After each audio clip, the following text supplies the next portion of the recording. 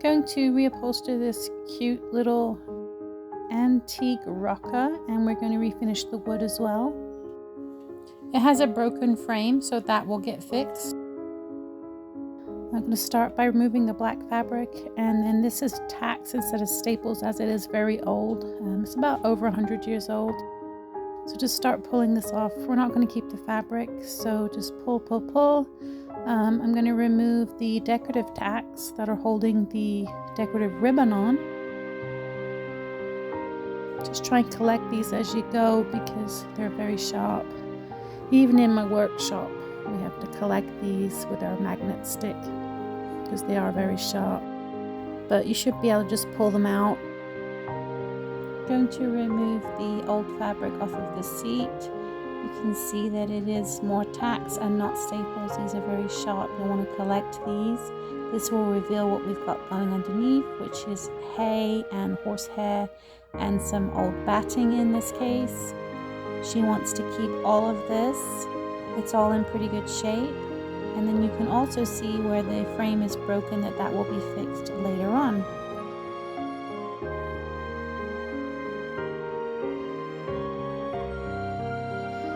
As you can see, it's coming out of the back, so we're going to pull the old fabric off just to see what we're going with. Again, it's more tacks.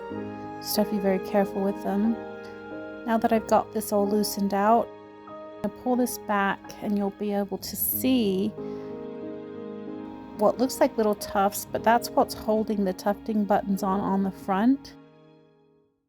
But first you're going to release all this fabric. The top one is for the back fabric and the bottom one will be your seat fabric. So they both need to be removed so that all the old fabric can be all the way taken off of the frame. Now I'm going to cut these little tufts off. This is going to release the old tufting buttons that are on the front.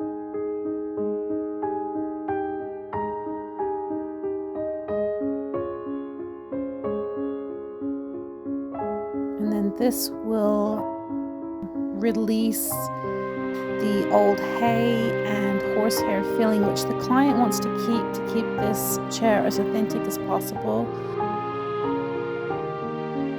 Here it is with everything all taken off, ready to be sanded down. I'm going to start by sanding off all the old polish. It might take a while because it is very old, just to get down to the wood.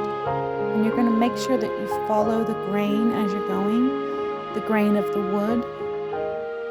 That way you'll eliminate getting any scratches or anything on the wood. I'm using a coarse sandpaper to take off the heavy varnish.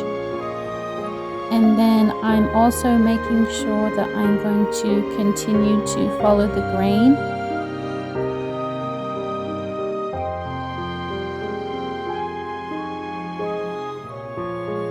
And then I will go over with finishing sandpaper, and I do this by hand so that I can get into all the grooves.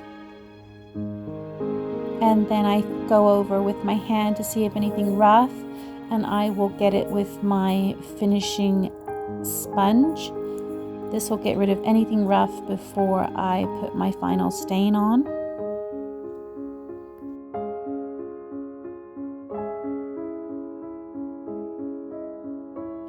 Now I will just blow all the dust off of the frame so that it doesn't get into my stain. And now I will apply my stain.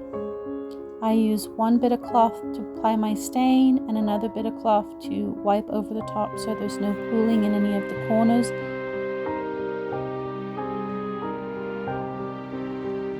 And I like to use a bit of cloth because I can get my hands into all the little grooves, but there will be some little grooves that I can't get to, and I will go back over with a little paintbrush with some stain.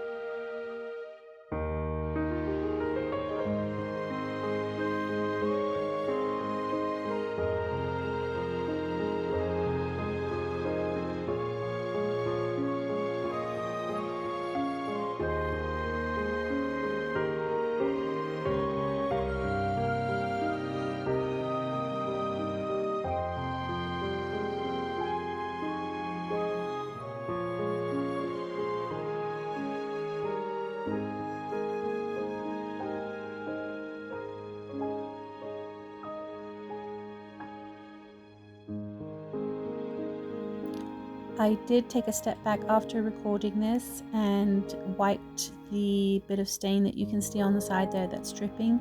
That's why I go over my stain with a different cloth so that I can get rid of any pooling. But I did take a step back and get that off after I was done recording this part. Staining the front, you can see a perfect example of where I need to go over with a paintbrush with stain to get into these little nooks that I'll point to, that you can see I can't get my little cloth into. So I will go back over with my paintbrush right there.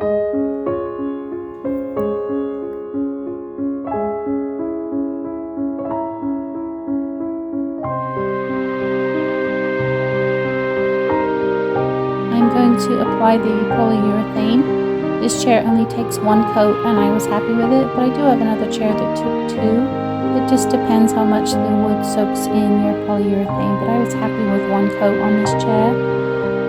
Again, you're going to make sure that you follow the wood grain of your chair even when you put the polyurethane on.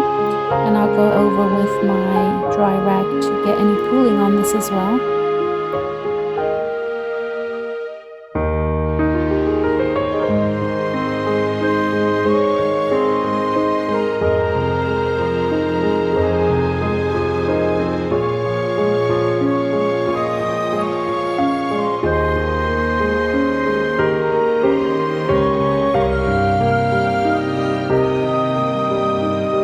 This is the wood all refinished and we are ready to put the new fabric on this chair. I will start by putting all the hay and hair back into this chair. I'll do it very slowly, making sure that it is put in properly so the other side of this is not all lumpy and uncomfortable. And then once I've got it in, I'll use some new upholstery straps to keep it in place. I'm going to do 3 vertical and probably 4 horizontal on this chair.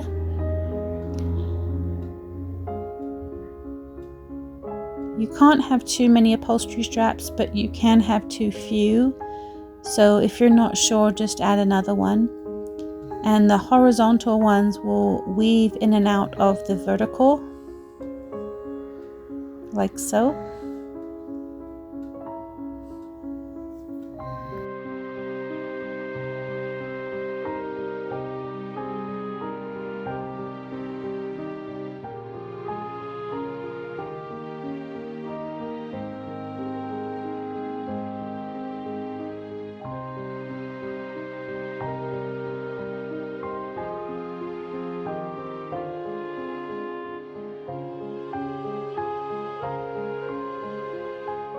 Because the client wanted to keep the original horsehair seat, it's very uncomfortable and hard, so I added a 1/4 inch upholstery foam to make it softer, and then I found a piece of scrap fabric, any scrap fabric you have, and I'm going to pull this tight so that everything is in the right position. I'm not going to use my finished fabric for that.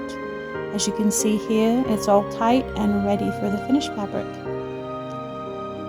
I added 1/2 inch foam to the arms, which I am going to trim with my electric knife on both sides, and then the same on the other arm as well.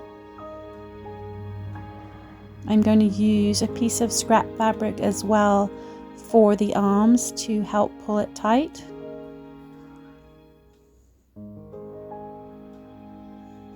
And just tack that fabric in place.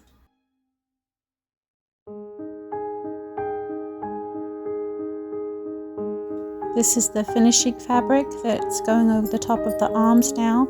Just watch your bundling in your corners. If it's too much, the decorative tacks won't be able to go through. So I just keep it trimmed and tack it.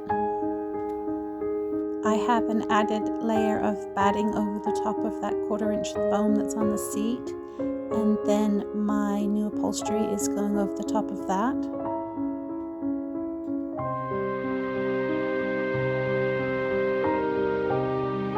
So I tack it all in place, and then I'll go around, pull everything tight. Here you can see that it's all attached to the frame, even in the very back. And then I used a piece of scrap fabric on the back, and because I had it pretty flat, I'm going to just use batting. I don't need to use any foam. Now I will add my decorative fabric and I will pin it in place and then take a step back to make sure that the pattern is running the way I need it to run. Once I'm happy, I will shoot a couple tacks into it to keep it into place.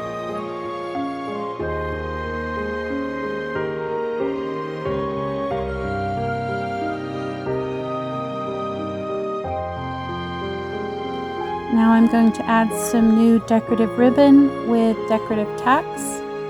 And I have a decorative tack gun that makes it very much easier.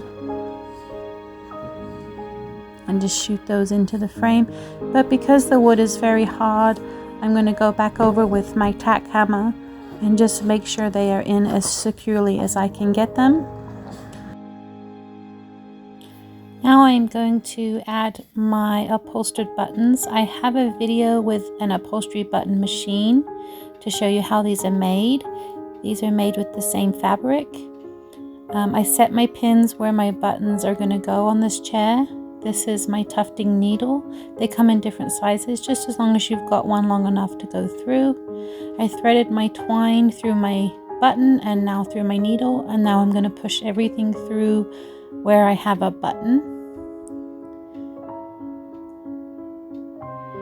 Pull all the way through, and then once you've got them set, you just want to make sure they're all pulled through the same tension. And then this is a tufting pin. I am going to thread it through one of the pieces of twine, and then when I tie my knot, I just need to make sure that my pin is first and then the knot, and then make sure that my pin is flat up against the back before I pull. And then I will secure it with several knots once it's in the right position. My button is in the right position. I will secure it with several knots, and then a bow tie knot double tied, and then I will tuck everything up underneath the upholstery strap to get it out of the way. I have put a scrap piece of fabric over the back. This will cover up all my straps, everything that I have going on. And then this is my new fabric, which I have pinned in place, and then I will tack it once I'm happy with where I've got it on the back. And I'm just going to tack it all the way around and make sure that I don't bunch up too much in the corners, so that my decorative tacks can go through the corners as well, because I have to do a ribbon and decorative tack just like I did on the front. And this is the finished chair, all good as new and ready to go. Please like and subscribe.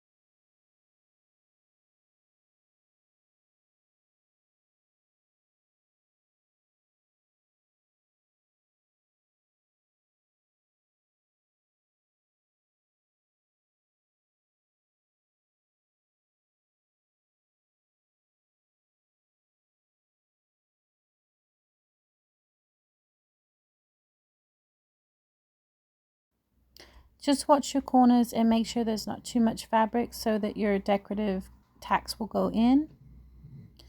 Here it is all finished, side, front, and back. Please like and subscribe.